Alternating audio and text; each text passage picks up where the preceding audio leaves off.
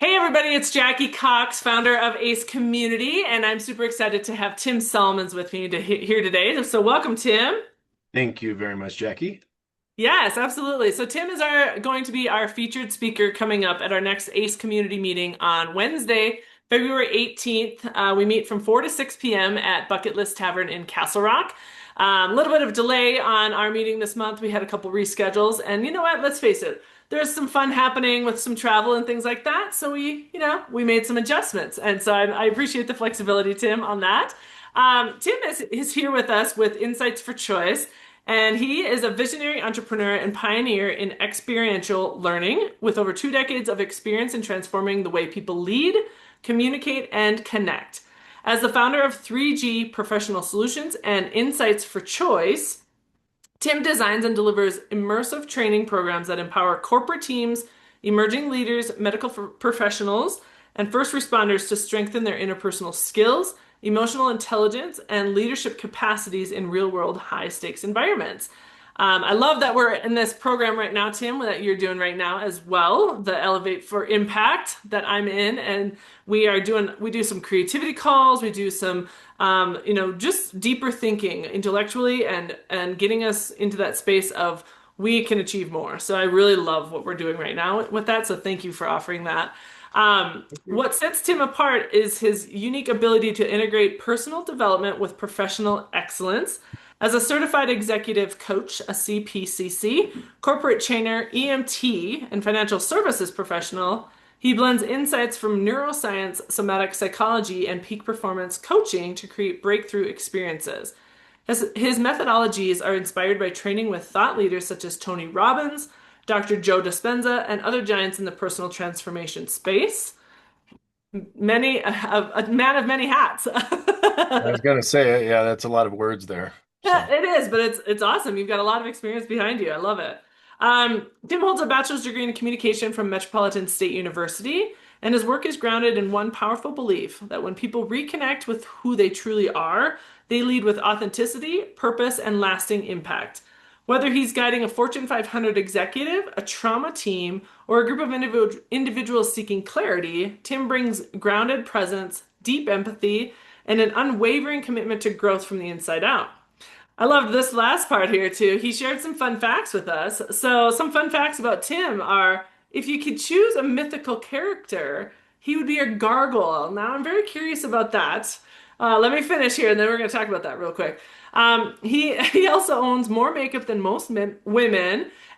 He was a wound makeup artist for simulations trainings, and on occasion, innocent bystanders would call 911 because of the realism. Oh my gosh. Around the holidays, he's often called Clark Griswold, and I was witness to that as well. And he has won awards for his lights and decorations on their house. So, welcome, Tim. Really glad to have you here. thank you very much, Jackie. I'll have to kind of pare that down. There's a lot of stuff to say there. Yeah, no worries. No worries. So, let's talk about you. You picked a gargoyle. Where did you get that idea? Where did that come from? Ironically, it was from a dream I had 30 years ago, and for some reason gargoyles just really speak to me, and they kind of are the watchers in the shadows. It's Oh, kind of interesting. like the keeper of the scene. Today we're in the modern day where everything has cameras and everything's recording, but this was, to me, gargoyles were the original protectors. Interesting, interesting. Yeah. And that is true. I mean, I know you've traveled to Europe and stuff too, and I've been to Italy and in many countries in Europe. Um, and there is a lot of actual gargoyles that are sitting on top of these churches and museums and places that you go and you look up and you're like, huh, well, that's interesting. Well, the funny thing is the research I did on the gargoyles years ago was they were pretty much for decoration for spewing the water away from the building. That's pretty Oh, much what their utility was. So. oh, interesting. I was like Interesting. going, okay, we can deal with that, but I like to deal with the shadow mask, and I like to deal with the watcher and the protector and the keeper, and so I go a little bit more into the folklore. Interesting. Well, I think that that fits your personality, though. I think that I mean, I've seen that. I've seen you kind of in that protective space, and I've definitely seen you in that overlooking. like observer space. You're very much an observer, is for what I can tell from our interactions together and our friendship that we've built here. So it's I can see that. I can see the gargoyle that what would the gargoyle's name if you had to name him? What would he be? Who would he be? I would call him Tim and I. Tim and I. Tim and I. Yeah. Okay. So Tim and I, and he's actually a leader of the clan and a co-leader, if you will, with his brother, but he didn't know he had a brother. Oh, wow. You put a lot of thought to this. There's a whole story. Believe me, my wife's. Let's put it like this. I wrote and published a book last year, and that actually was my second book. The first book was a gargoyle book that my wife has been asking me to write for 20 plus years. Oh my goodness. Okay. Yeah, that's awesome. All right. Well, you just mentioned it. I mean, I know you're going to be talking to us, and I'm going to share your topic here shortly, but you just mentioned your book. Talk to us about that a little bit. The book, Inner Wisdom, Outer Impact, Leading Your Life from the Inside Out. I'll say it divinely inspired. I was focused on other things. I was focused on life. And for about 9 years, it kept gnawing at me like, well, what if this? What if people looked at it this way? What if they knew about that? And I was like, okay, Hmm. great. That's good information. Big deal. And I went on with my life. And after about 9 years, I was like, fine, I'll write this book. And so I sat down and wrote the book. And then the interesting thing is when you choose something, it's interesting how things shift around you. And then when you actually put action to what you choose, things shift even more. And all of a sudden it's like, oh wow, I couldn't have told you I was going to be working with this person. I Hmm. didn't even know I had to consider this. I mean, it's like all of a sudden the universe starts to conspire to Yeah. support this. And that's what happened.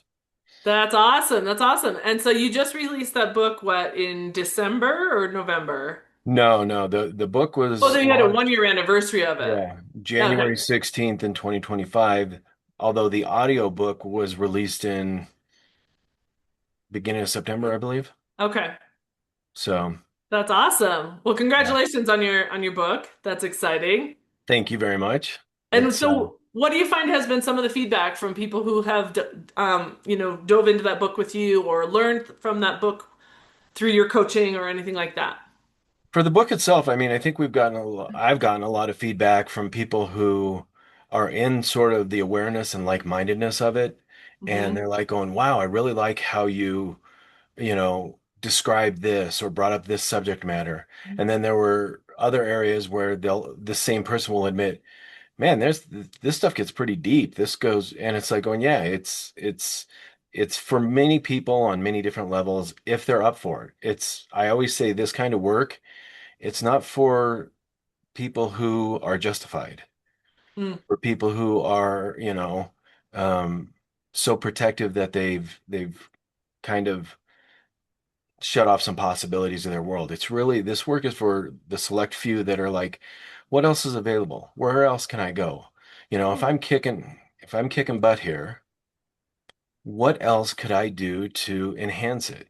What else mhm, could I do to maybe shift it up and feel part of it in a different experience in my life? So it's really all about for those who are open to, I call it a factory reset. For mm, those who have an aspect of their lives, might be their relationships, either at work or personal or friendships, family members, things like that. Or it could be, work project, or it could be a personal project. It could be a health project. It could be something that mm. gnaws at them. And they're like, I'm really good at, 85% of this, but that 15%, I want to put some energy and focus into it. Good. Yeah, that's awesome. That's awesome. Well, I love that. I love that. Well, and I think that this goes right into your talk that you're going to be, or similar to your talk next week or in 2 weeks. Your topic, from autopilot to ace, engage and soar like never before. And so when our audience or when we meet, we always have a speaker coming in for the ACE community meeting. So ACE community, adventure, creativity, and enjoyment. So the focus is around fun and bringing more joy to our lives. That's the focus of our ACE community. And I also bring in some speakers as well because I want to make sure people are still having that space of grounding themselves and feeling connected to their goals and their passions. And so there's a little bit of balance of both. So that's what happens at our meetings. So this particular presentation, our audience will learn three strategies to activate the power of your own awareness and how to create more tangible results in your life and business. Discover where and how the body reinforces effective and ineffective patterns. Finally, leave with three practices that can transform your everyday life. So tell us a little bit about that and what excites you about your talk and being able to share it with the audience coming up. I think what excites me about it is the human beings are just fascinating. I find that um, we live in so many realms at one time, so many layers. Like life has so many layers to it. Mm-hmm. And when in the talk, we're going to be introducing some concepts that people may have an awareness about, but do they have an experience of it? And we're going to try to get them into the experience. Because ultimately, I say this in the book, I say it in when I work with private clients, I say it in all the work that I do. Um, the universe doesn't care what you know, it cares what you show. How are you showing up? How are you engaging with yourself? Because we're all very incredibly talented, very Mm-hmm. incredibly intelligent, and oftentimes we talk to other people better than we talk to ourselves. Mm-hmm. And so it's like if we're incredibly talented and we're incredibly intelligent, then why the internal conversation that gets in the way, that limits us? And so it's really digging into those awarenesses so that it opens you up to your possibilities. It's not up Mm-hmm. to me, it's not up to your physician, your parent, whoever to tell you what your life is. It's up to you Right. to be able to discover it for yourself. And Mm-hmm. how it speaks to you and through you. And that's part of what the talk is really about is about how do we actually engage and play so that we can not only know about it but show up in it. Yeah, I love that. I love that. And I love that you mentioned, the experiences piece of it. I mean, we all have so many different personal and professional experiences along the way that have led us to maybe this decision, or at least put some more thought behind it. And that's why, I mean, I love what you're doing with Elevate for Impact in that group because it puts some thought to the things that can keep us going forward and challenge us at the same time.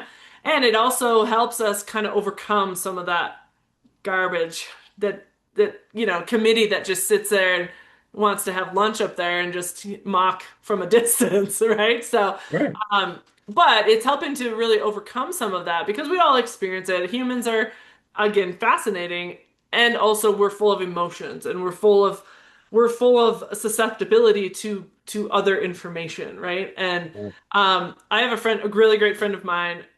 If I've ever said anything negative or not, she's like, "Hey, don't talk to my friend that way." If it's been about myself, type of thing, because we don't catch ourselves so much in the moment. We don't. It's just, sometimes we say things we don't even really mean them, but sometimes it's just the way we're feeling in that moment or whatever. And I love it when she catches and she's like, "No, don't talk to my friend that way." Yeah, and that's awesome that she does that. Yeah, And look at the sign of that individual, how they're listening on a different level. They're not just yeah, listening for themselves and what they're going to do next. They're right. also listening for how you're speaking about yourself, right? Yeah. Yeah, which I So, think, I mean, that has definitely stuck with me. And I'm like, oh, that's interesting. I mean, I lean more positive in general anyway. And I think that that's a gift, because it's not always the case.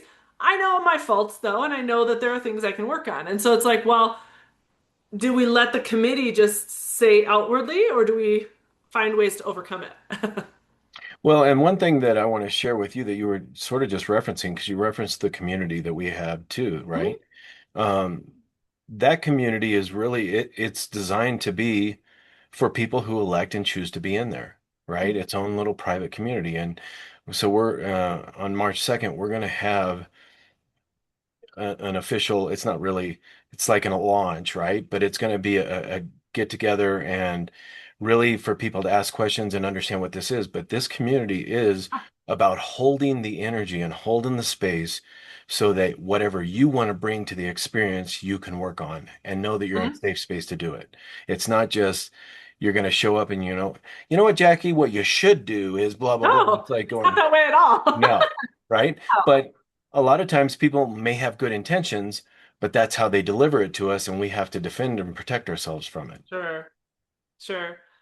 So it seems like you've done a lot with some of the human interactions and the human thought process. I mean, through definitely through your psychology and things, the neuroscience.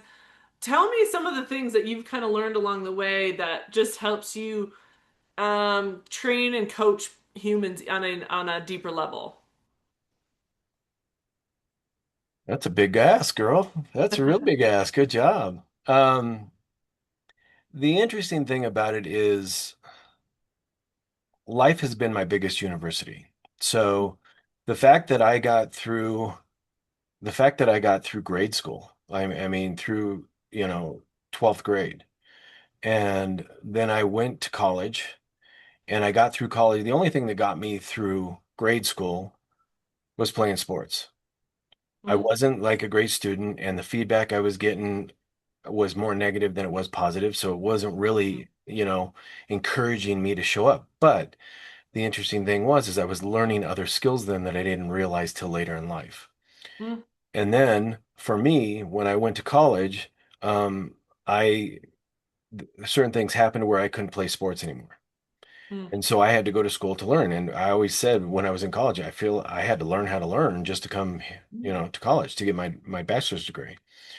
And so it's really this aspect of, well, from there, even when I got out of college, I didn't know where I was always like, let's be present, let's stay engaged. What am I doing?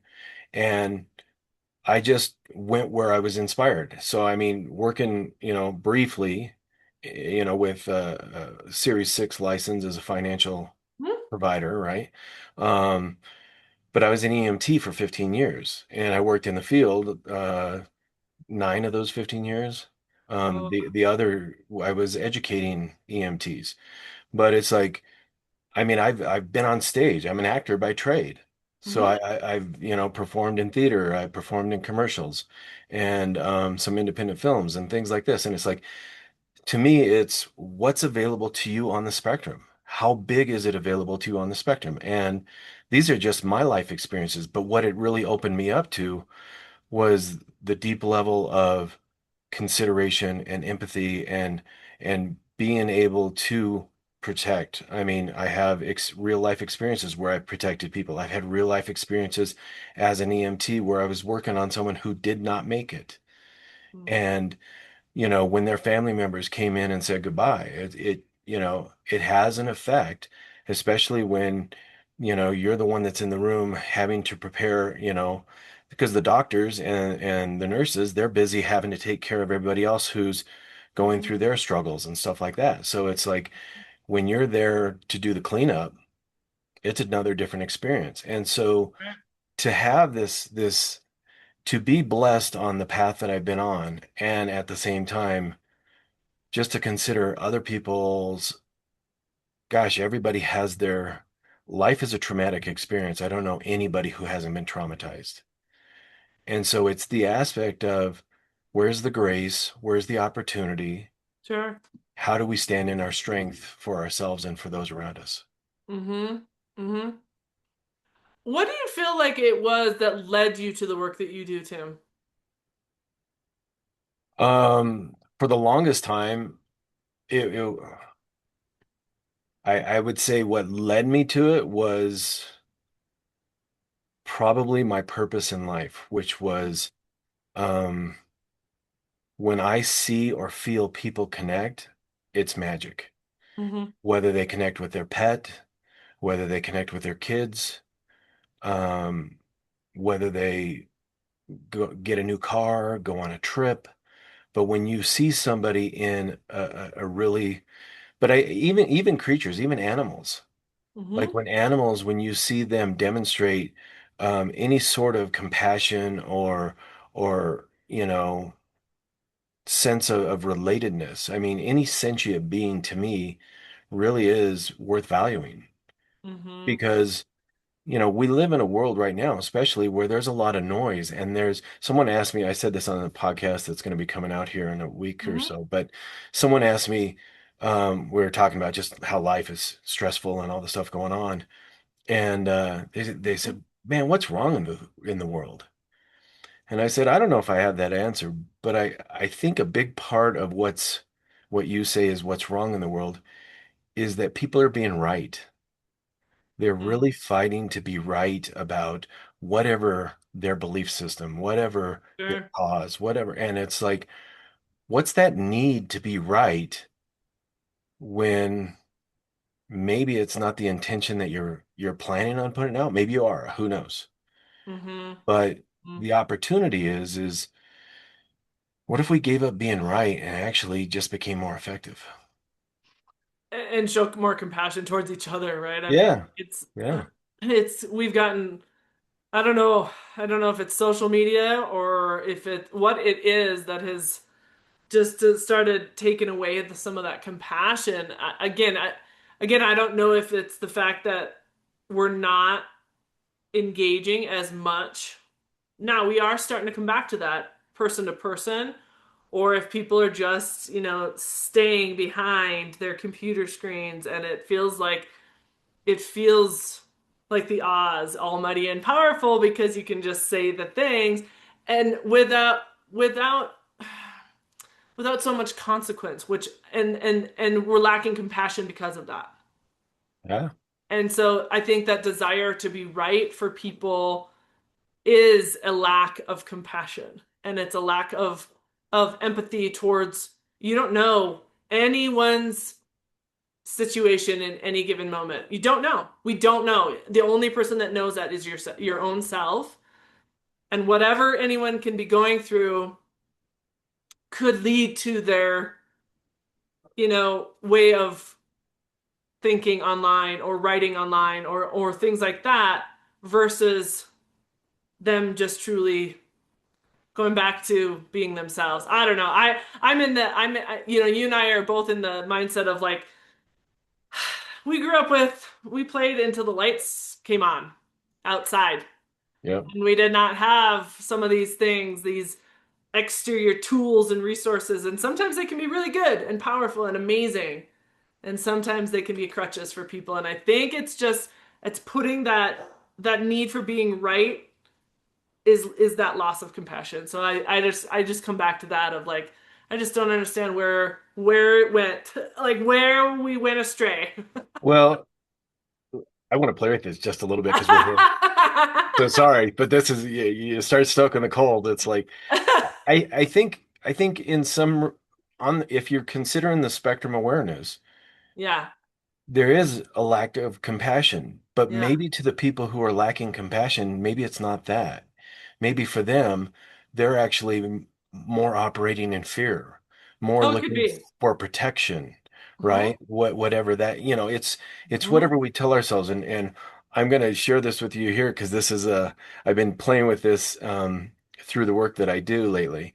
And it's like, how we talk about social media and we talk about Hmm. the algorithms. How many times you had the algorithm conversation, right? And everyone, because we all know about the algorithms and how they just keep feeding you the stuff, right? Well, what I think though is perhaps I don't think people are considering they're their own algorithm. Yeah. The people who keep talking to you in the same way they keep talking to you, that's because you have an opening for that. Hmm. Are you open to anything different? Or if something's different, you're right about what's wrong about what's different so that you can be right about what's right in your algorithm. Whoa. That was like, a line from Friends. Like, they know that we know that they know that we know. Yeah, exactly.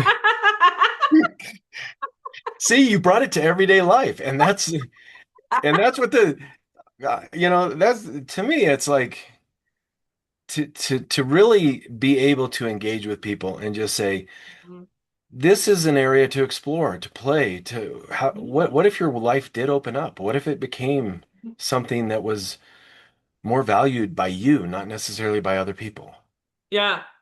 Yeah, and again, I think that all of this, I think, goes back to your original question or foundation even of like what is possible for you as an individual, what is possible, and the outside forces we've got to be able to shut down, but with the internal forces we've got to be able to shut down too, and then just really focus on what is it that lights you up, that brings you passion, that brings you compassion, that brings you excitement and joy. Then what we need to follow that. And that is where the possibilities really start opening themselves up, I believe. Absolutely. Absolutely. And it's not just a concept. It's something that let's actually put action to it. Let's put Mhm. engagement Right. because you're going to get feedback. The moment you put Right. action to it, things are going to shift. And you'll be like, Mhm. "Hey, I didn't expect this," or "What about this?" And it's like going, Yeah. "But you were open to it before. Are you still?" Mhm. Right? Mhm. Yeah, I So, mean, and the universe will send us opportunities all the time. We just have to be not just, I'm really trying hard to get that word out of my vocabulary. We really need to be able to be open and listen to it. If we're asking for something, now the universe knows about it, and now it can actually serve us with those opportunities and possibilities. If we're not willing to hear the answer, though, we well, also have to be open to like taking action and doing the things that will get us there. And it's not going to happen overnight. These are not right. overnight things that it's just magically you say something out loud and tomorrow it's going to happen. No. Right. Well, and there may be somebody who is just naturally averse to Right. stepping out into their possibility. You know, Mm. it's because a lot of times I think people will assume, whenever we make assumptions, we get in the way, right? Um, but they'll assume that it's extra, oh, this is an extroverted thing. And it's like, no, it's not. It's for a Mm-hmm. person where it's an important thing. Whether you're extroverted or introverted, this is important to you. There Mm-hmm. may be some people out there that this isn't their jam, and that's Mm-hmm. fine. Maybe you don't want to have to consider other people. Great, fine. You Mm-hmm. can be in your space. We can honor you in your space, but don't vilify the rest of the world to justify that you're shutting down. Right. There you go. Yeah. Agreed.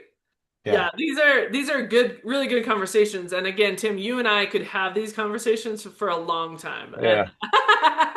People are asleep in their beer right now, right? no, no, no, I don't think they are because I think this just keeps the conversation open, right? And that's what I encourage, right? Is I want people to keep the conversation open with you, with me, with our communities. And so, having said all of that, what is one thing that you're looking for most forward to in 2026 for personal, for business, or something fun you're really looking forward to?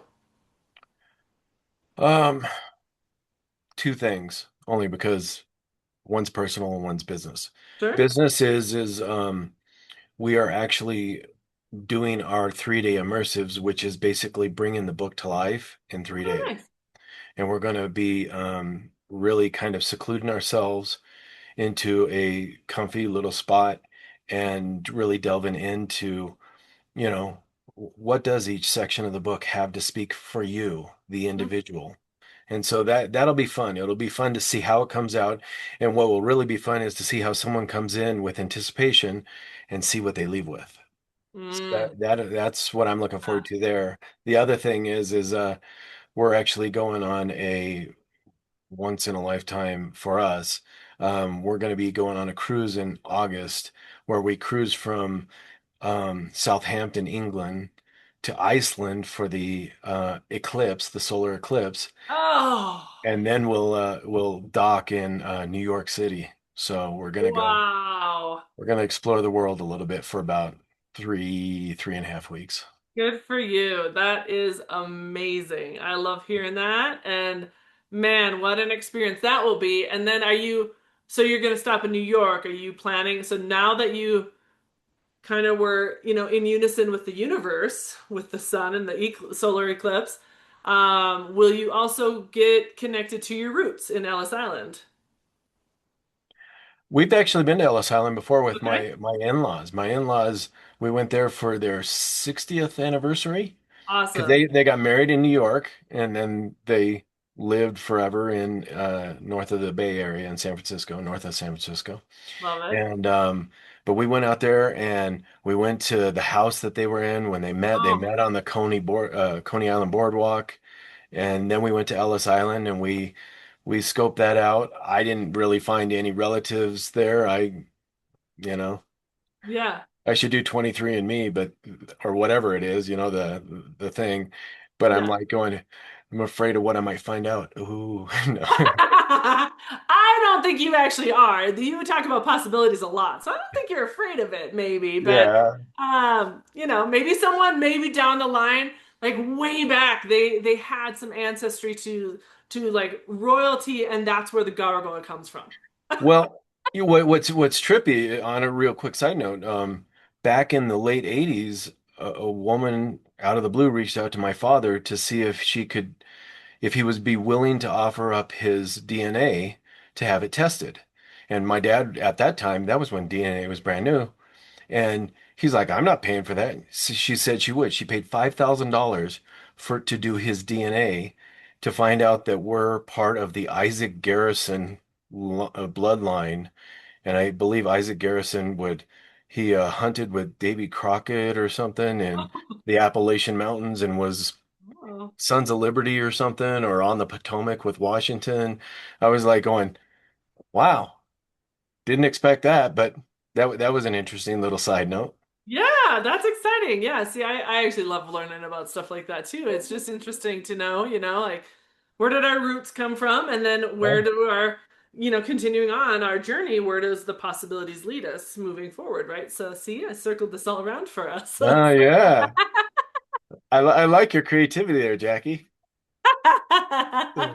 So, so Tim, so again, Tim is going to be our speaker at Ace Community on Wednesday, February 18th, 4 to 6 p.m. at Bucket List Tavern. So come on in and check us out. We'd love to have you there. It's free to be a guest with us. So Tim, how can people get in touch with you? What's the best way? You can reach me on our website at tim@insightsforchoice.com. You can drop me an email there. So tim@insights, the number four, choice.com. And it's Okay. all together, no Okay. spaces. And what else? Reach me at social media on Facebook. There's Insights for Choice on Facebook. There's also Tim Salmans on there. Also on LinkedIn, Tim Salmans. Okay. And we will be again. We're launching. We're doing this new launch, this refreshing launch of the community March 2nd. So we're going to be putting out a lot of notification between now and then, and that's just really to create the honored space for the people who are ready to step into it. I love it. I love it. So that's amazing. So Tim, thank you so much for being part of this interview with me today. And again, we could keep chatting for hours, but I'm afraid, our audience needs to get back to their day. But so anyway, we'd love to, have our audience stay connected with you for sure. So thank you for your time, Tim. All right. Thank you very much. Appreciate it. All right, have a great day, everybody. If you want to register for our meeting, it's ace-community.com, and you'll see our meeting coming up for February 18th. Have a great day, everybody.